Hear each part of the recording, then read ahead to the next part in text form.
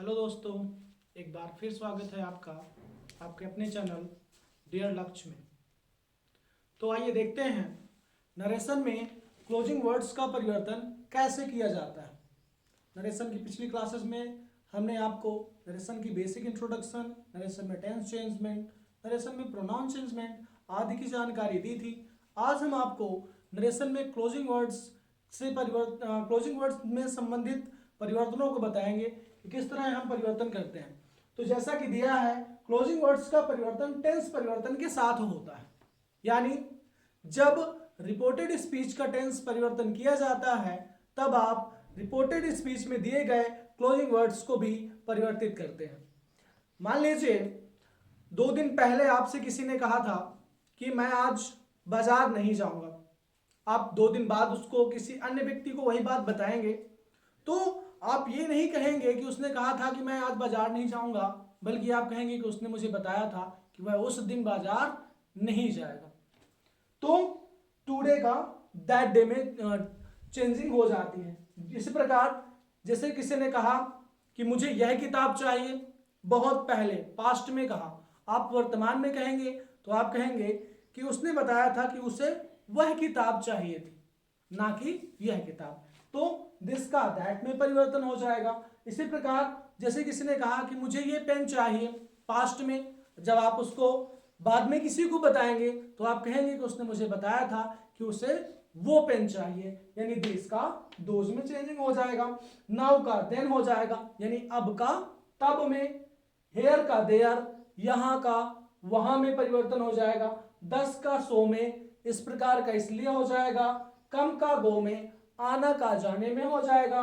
Today का that day में, यानी आज का उस दिन में परिवर्तन हो जाएगा। टुमारो का the next day, the following day, the day after, यानी कल जो आगे आने वाला कल है उसको आप अगला दिन, आने वाला दिन या आज के बाद का दिन में परिवर्तन कर सकते हैं। इसी प्रकार यस्टरडे है, यस्टरडे का मतलब बीता हुआ कल, यानी भूतकाल का टेंस।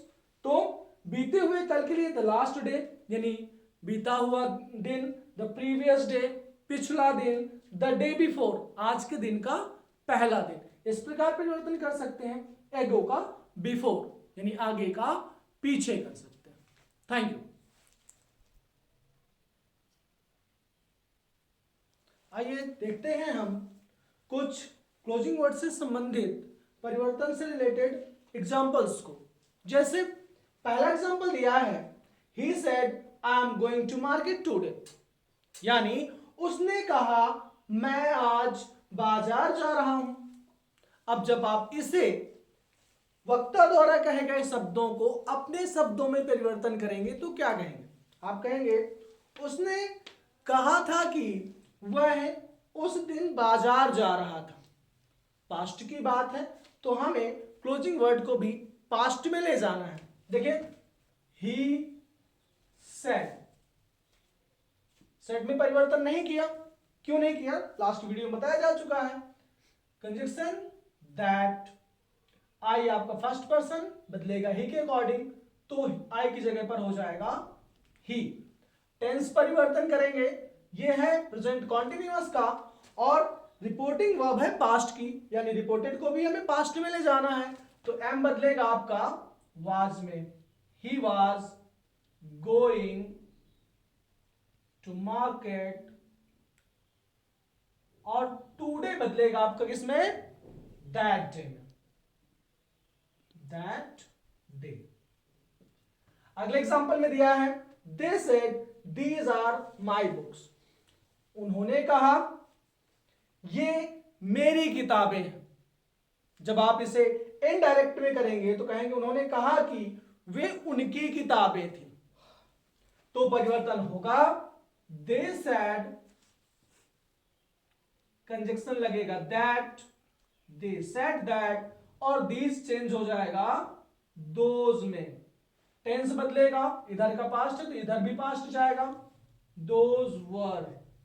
माई बदलेगा अकॉर्डिंग टू सब्जेक्ट, सब्जेक्ट है दे, और माई है पजेसिव केस, तो दे का possessive case their, their books. अगले एग्जांपल में the teacher said complete your work now.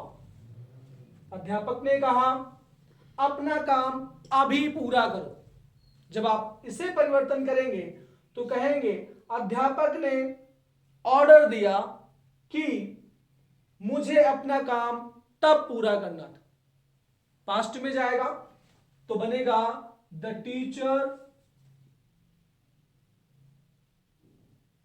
Ordered.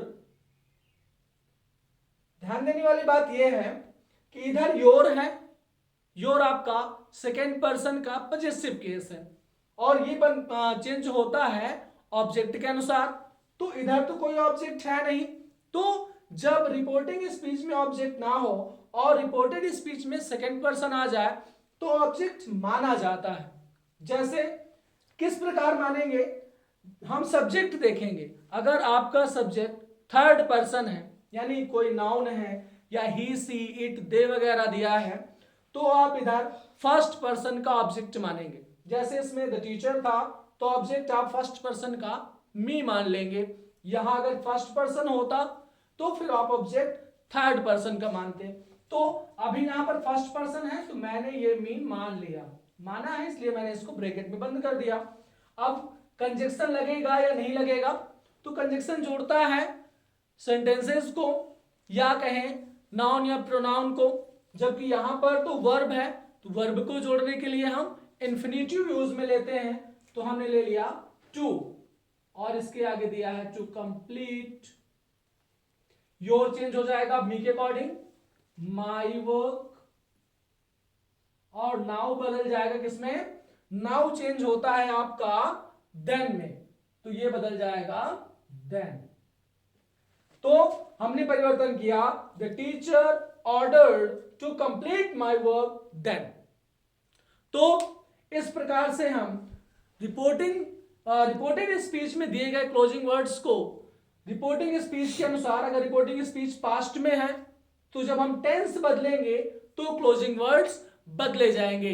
अगर हम टेंस परिवर्तन नहीं कर रहे हैं यानी रिपोर्टिंग स्पीच यदि प्रेजेंट या फ्यूचर की है तो रिपोर्टेड स्पीच में दिए गए निकटता व्यक्त करने वाले शब्दों में परिवर्तन नहीं किया जाता। Thank you.